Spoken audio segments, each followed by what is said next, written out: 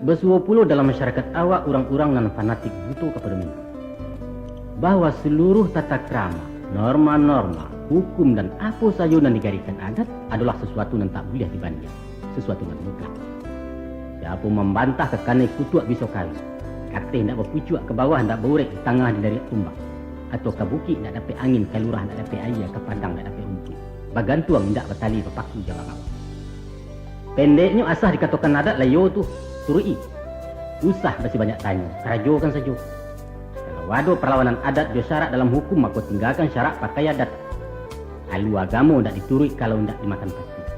Itu sebabnya mereka perai sembahyang dua karena sambah penyembah sudah.